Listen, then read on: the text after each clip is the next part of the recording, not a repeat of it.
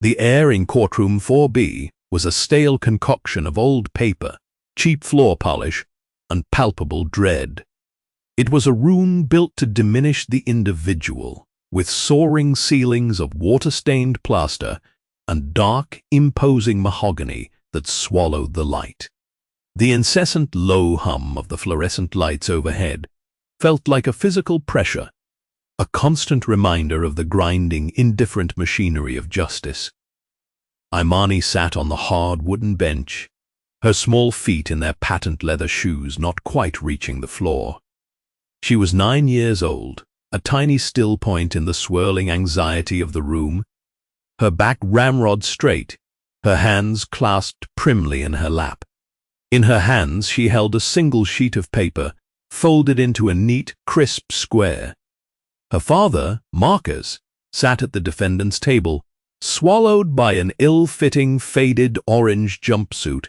He looked like a ghost, his shoulders slumped, the vibrant life that usually danced in his eyes extinguished by weeks behind bars. His gaze was fixed on his daughter, a lifeline in a suffocating sea of despair. Across the room, Prosecutor Alistair Finch paced like a predator who owned the jungle. His suit was a masterpiece of tailored charcoal grey, the kind of armor that cost more than Marcus made in 3 months. It broadcasted power, success, and an absolute lack of doubt. Finch radiated a smug, unassailable confidence that was its own form of intimidation.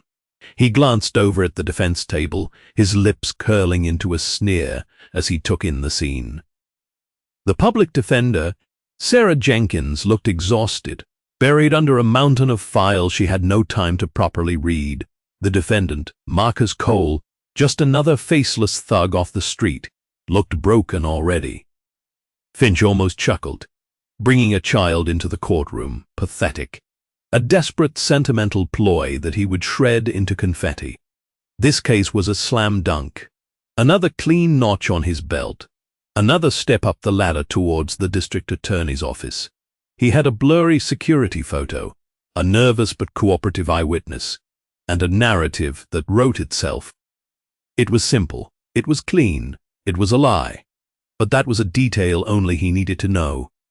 The clerk's voice droned on, a monotone recitation of the state versus Marcus Cole, armed robbery, possession of a deadly weapon. Each word was a hammer blow, driving another nail into the coffin of her father's freedom. Imani felt no fear. She felt a cold, hard knot of purpose in her stomach. She had watched her father, a paralegal who loved the law, be devoured by it. She had seen the casual cruelty in the eyes of the arresting officers, the bored dismissal of the booking sergeant, and now the preening arrogance of the prosecutor. They did not see her father. They saw a statistic, a caricature, a convenient box to be checked. They did not see her either. They saw a little girl, a prop. They were wrong. Judge Eleanor Vance presided from her elevated throne, her face a mask of weary neutrality. She had seen 1,000 cases like this, a dreary parade of human misery that had long ago sanded down any optimism she might have once possessed. She noted the child on the bench, a flicker of annoyance crossing her features before she suppressed it. The court was no place for children. Finch began his opening statement, his voice a rich baritone that filled every corner of the room. He painted a picture of a city under siege by men like Marcus Cole, of shadows and fear, of hard-working citizens terrorized by predators. He was a master orator, weaving threads of prejudice and anxiety. Imani listened, her focus absolute. She did not hear the soaring rhetoric. She heard the subtle inconsistencies, the carefully chosen omissions, the architecture of the deception. She catalogued every word, every gesture, storing it all away in the silent, ordered library of her mind. Her father had taught her to see patterns, to understand that the law was a system of logic, a system that could be broken, yes, but also a system that could be used as a weapon, by those who understood its rules better than their opponent. Finch called his star witness, a man named Ricky Dunn, to the stand.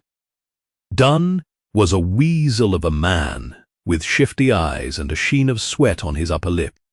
He recited his story in a coached sing-song monotone, pointing a trembling finger at Marcus. "That's him," he squeaked. "That's the man who robbed the store." Finch swelled with theatrical pride. He thought, perfect. The jury sees a terrified victim, not a career criminal I pulled out of a holding cell and offered a deal. He was certain of his victory. Sarah Jenkins did her best on cross-examination, poking holes in Dunn's timeline, questioning his certainty. But Finch was ready.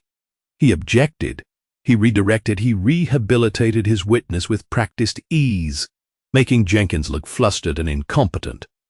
Judge Vance sustained his objections with a tired sigh. Imani watched the jury. She saw their faces, their folded arms, their subtle nods as Finch spoke. They were being convinced. The lie was winning. During a brief recess, Jenkins leaned over to Marcus. "It's not going well," she whispered, her voice strained. "This witness is killing us. I don't think we can put Imani on the stand. Finch will lead her alive." "It's too risky." Marcus looked at his daughter. She met his gaze, and in her eyes, he saw not the fear of a child, but the unwavering resolve of a warrior.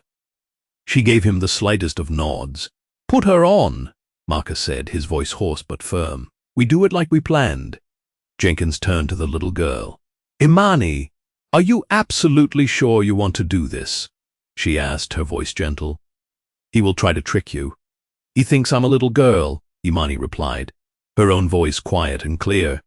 "He thinks the truth is what he says it is." She paused, her small hand tightening on the folded paper. "He's wrong." When the court reconvened, the prosecution rested its case. Finch sat down with a flourish, a smug smile playing on his lips. It was over. "The defense calls its first witness," Jenkins announced, her voice trembling slightly. "Imani Cole." Finch laughed. Not a quiet chuckle, but a loud, barking laugh of genuine disbelief and derision. "Objection, Your Honor," he boomed, rising to his feet. "Is this a joke? The defense is turning this courtroom into a circus. What could this child possibly have to offer other than a desperate coached plea for sympathy?" Judge Vance looked down at Jenkins, her expression severe. "Counselor, where are you going with this?" "My witness has direct knowledge of the defendant's whereabouts on the night in question, Your Honor," Jenkins stated, finding a sliver of strength. Finch scoffed. "An alibi provided by the defendant's 9-year-old daughter. This is preposterous." He saw this as the final nail in the coffin. This was not a risk for him. It was a gift. He would be gentle, patronizing, and then he would surgically dismantle the child's testimony, exposing the defense's pathetic desperation to the jury. He would make them look like fools. Judge Vance hesitated, her gaze falling on the small, silent girl. There was something in the child's stillness, an unnerving composure that was anything but childlike.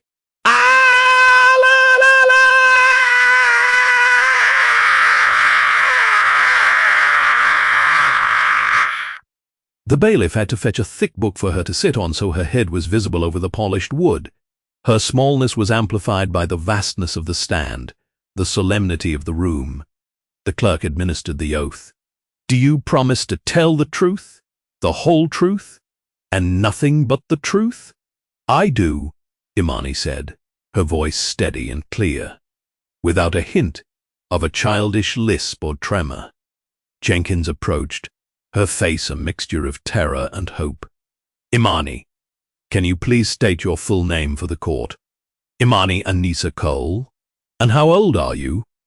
"I'm 9 years old." "Imani," Jenkins began, her voice soft, "do you remember the night of October 12th? "I do." Can you tell the court where your father was on that night? This was the moment. The moment the plan either worked or failed catastrophically. Imani did not answer immediately. Instead, she turned her calm, intelligent gaze to the judge. "Your Honor," she said, her tone unnervingly formal, "may I have permission to use a visual aid? It will make my explanation clearer." Finch snorted in contempt. "A visual aid? What is it? A coloring book?" he muttered loud enough for the jury to hear. "What is this aid, young lady?" the judge asked, a hint of steel in her voice. "It is a diagram I prepared, Your Honor," Imani replied. The judge considered this for a long moment, her eyes searching the girl's face. "Very well," she said finally. "Permission granted. The bailiff will help you." The bailiff, a large man with a gentle face, approached the stand. Imani handed him the single folded sheet of paper. He carried it to the evidence projector, as if it were a delicate artifact. He unfolded it and placed it on the glass. An image flickered to life on the large screen behind the witness stand, visible to everyone in the courtroom. It was, at first glance, exactly what Finch had sneered at. It looked like a child's drawing. There were stick figures, brightly colored lines, crude drawings of a clock, a car, and a school building. It was rendered in crayon and marker. Finch grinned, leaning back in his chair. He was going to enjoy this. "Imani," Jenkins said, her voice gaining confidence, "can you please explain this diagram to the court?" "Yes," Imani said. She picked up a laser pointer from the witness stand ledge, handling it with an eerie proficiency. The small red dot appeared on the screen. The trap was sprung. "This is a timeline of October 12th, she began, her voice dropping into a register of pure, unassailable fact. "The prosecution has presented a version of events. My diagram shows the true version, using the prosecution's own evidence." A hush fell over the courtroom. Finch's grin faltered. "The robbery," Imani continued, moving the red dot to a crudely drawn picture of a building on the right side of the page, "occurred at this location, the Quickie Mart on Elm Street. According to the state's evidence, Exhibit C, the 911 call was logged at 7:42 p.m. She pointed the laser at a clock she had drawn, with the hands pointing to 7:42, the prosecution's key witness. Maybe 10 minutes before the robbery, the red dot moved to a stick figure labeled RD. This would place my father on Elm Street between 7:32 and 7:42 p.m. She paused, letting the information settle. "However," she said, and the word hung in the air, sharp as glass. The red dot zipped across the page to the far left side to a drawing of a school building. "At 7:15 p.m. on October 12th, my father, Marcus Cole, was here. At Northwood Elementary School, he was a parent volunteer at the annual third-grade science fair." Finch shot to his feet. "Objection, hearsay. The child is making things up." "Your Honor," Imani said, her voice cutting through his outburst without being raised, "I refer you to the defense's discovery request. Item 14. We requested all location data from my father's phone. The prosecution provided it, and it is logged as Exhibit 7B in their own evidence binder." Finch froze. His paralegal had handled that, dumping thousands of pages of data on the defense. He'd never even looked at it. Who cared where the thug's phone was? "The data shows," Imani continued, her voice as precise as a surgeon's scalpel, "that at 7:16 p.m., a photograph was taken with my father's phone. The photo's metadata, which is embedded and legally verifiable, contains a GPS stamp. That stamp places the phone at the exact coordinates of the Northwood Elementary Gymnasium. She moved the red dot to a small square on her diagram. The photograph is of me, standing next to my project on volcanic eruptions. I named my volcano Mount Daddy. I won a blue ribbon. Jenkins placed a glossy photograph on the projector. It was Imani, beaming, holding a blue ribbon next to a lopsided papier-mâché volcano. Standing beside her, his arm proudly around her shoulder, was her father, Marcus. He was wearing a bright green polo shirt, and on his left wrist, a simple digital watch. The timestamp in the corner of the photo read, "Finch's face began to drain of color." This proves nothing," he stammered. "He could have left the science fair and driven to the store." "That is a logical hypothesis," Imani said calmly, her composure rattling him more than any outburst could. "So I tested it. The red dot moved to a line she had drawn between the school and the store. The distance between Northwood Elementary and the Quickie Mart is 9.7 miles. According to the city traffic logs for that evening, which were also included in Discovery, the average travel time for that route during that hour was 28 minutes. She did the math in the air, a voice never faltering. If my father left me at 7:16 p.m., the earliest he could have possibly arrived at Elm Street would have been 7:44 p.m. That is 2 minutes after the 911 call was already made. Silence.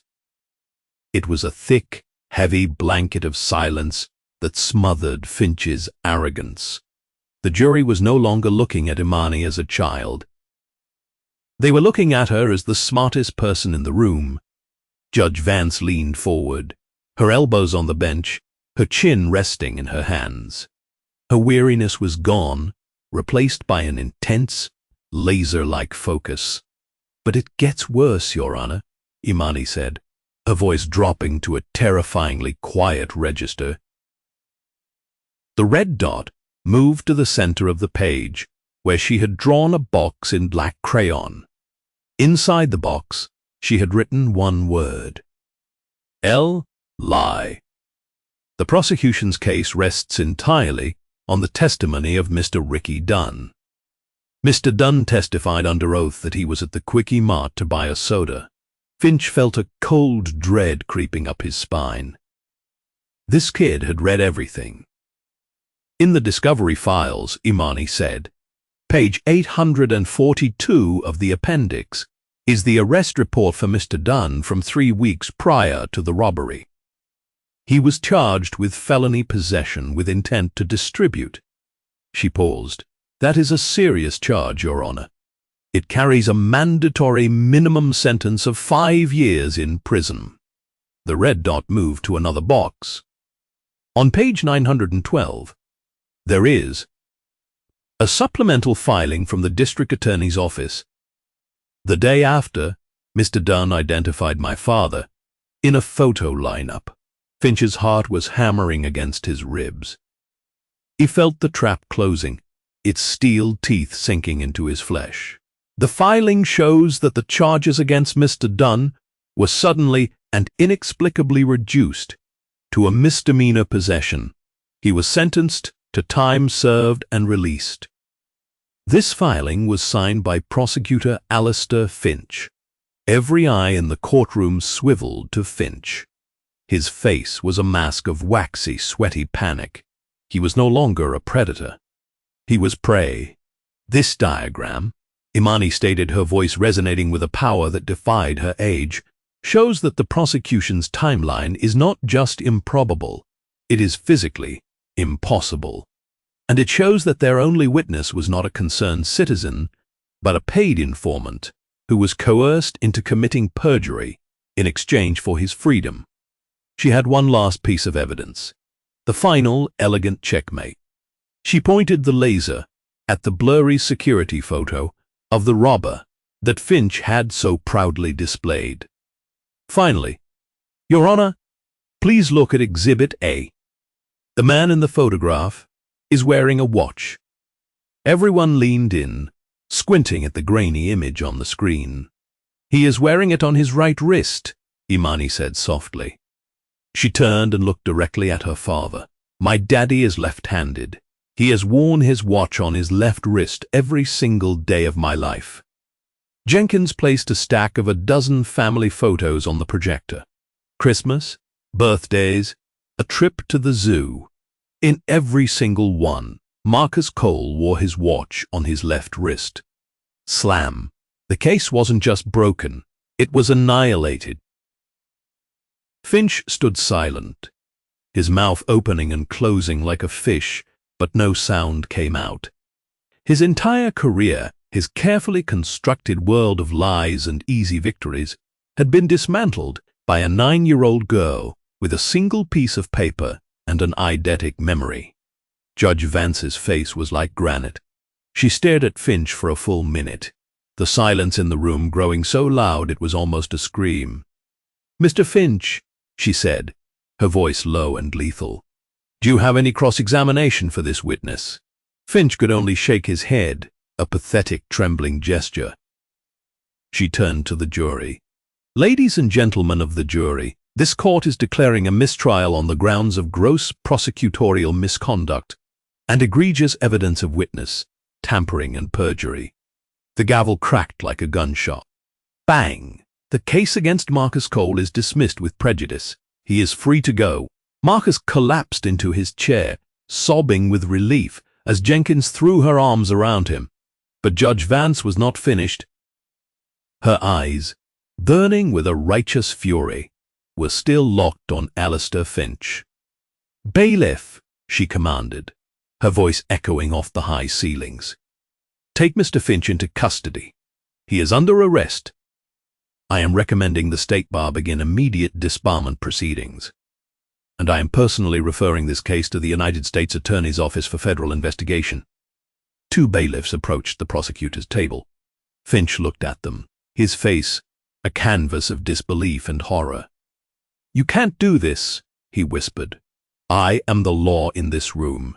The larger of the 2 bailiffs pulled Finch's hands behind his back, the click of the handcuffs echoing in the stunned silence. As they led him away, his tailored suit now looking like a cheap costume, his eyes met Imani's. She was still sitting on the witness stand watching him with her calm, unblinking gaze. There was no triumph in her expression, no childish glee. There was only a profound and terrible stillness. She gave him a final cutting piece of truth, her voice soft but carrying across the silent room. "You were wrong. The fallout was immediate and catastrophic for Alistair Finch." The story went viral. Headlines screamed from every news outlet. 9GA ROLDs DOO DLED ISMA NTLES COROS. He was summarily fired from the district attorney's office. The State Bar, acting with unprecedented speed under pressure from a furious Judge Vance, permanently revoked his license to practice law. The federal investigation she had called for descended upon the DA's office like a whirlwind, uncovering years of similar misconduct. Dozens of cases Finch had prosecuted were reopened.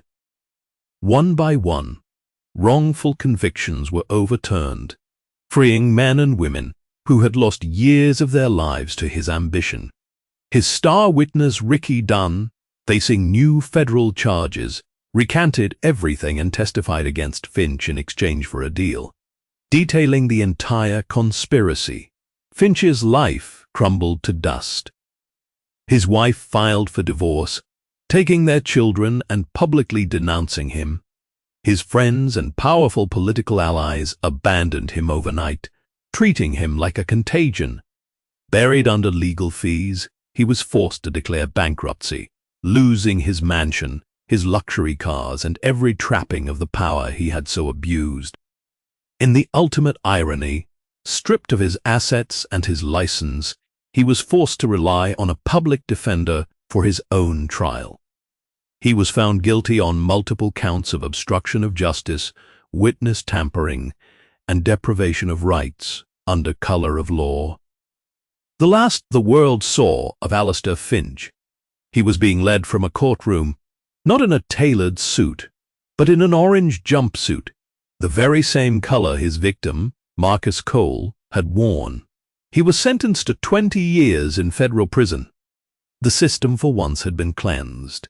6 months later, Imani stood in a corner office on the 40th floor of a downtown skyscraper.